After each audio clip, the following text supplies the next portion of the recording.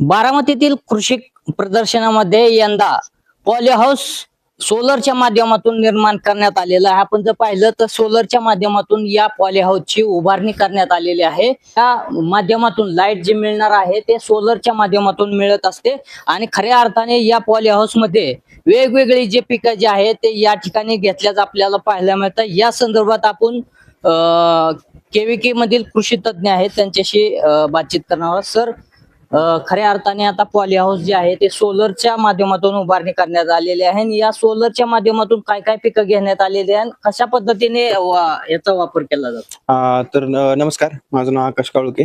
आपण इथं काय केलेलं आहे की सोलर ग्रीन हाऊस याला म्हणू शकतो आपण. तर याच्यामध्ये आपण काय केलंय की या पॉली हाऊस साठी जी लागणारी एनर्जी आहे, म्हणजे जी लाईट आपल्याला लागणार आहे, जे पाणी देण्यासाठी मोटर असतील, खत देण्यासाठी ज्या मोटर असतील, ऑटोमेशन सिस्टीम असेल किंवा कूलिंग पॅड असेल, एक्झॉस्ट फॅन असतील, याला जी लागणारी लाईट आहे ती जी बाहेरून आपण जी लाईट देणार आहे तर त्याऐवजी आपण सोलर प्लेट याच्यावरती इन्स्टॉल केले आहेत आणि त्याच्याच मार्फत आपण ती लाईट तयार करतोय आणि त्या लाईट होणारी जी लाईट तयार होती त्याच्यावरती आपण ही पूर्ण पॉली हाऊस रन करतोय आणि ती सिस्टीमचा वापर करून आपण इथल्या आतमधले पूर्ण इथं क्रॉप आपण डेव्हलप केलेले आहे. साधारण किती क्षेत्रामध्ये जर पॉली हाऊस उभारायचं म्हटलं, आता हे किती क्षेत्रामध्ये आहे आणि जर 5 गुंठ्यामध्ये करायचं असेल तर त्याला खर्च किती येतो? आता हे पॉली हाऊस 20 गुंठ्याचा आपण इथं पॉली हाऊस तयार केलेला आहे. याच्यामध्ये जर 5 गुंठ्याचा आपण विचार केला तर त्यासाठी आपल्याला 10 ते 15 लाख रुपयापर्यंत खर्च येतो. ज्याच्यामध्ये पूर्ण आपण कुलिंग पॅड सिस्टीमचा आपण इथं पॉली हाऊस आपण इथं उभारू शकतो, ज्याच्यामध्ये पूर्ण तुमचं ऑटोमेशन सुद्धा इन्क्लूड आहे. शेतकऱ्यांना काय सल्ला द्याल? पॉली हाऊस मध्ये जर घेतलं तर शेतकऱ्यांना कशा पद्धतीने फायदा होईल?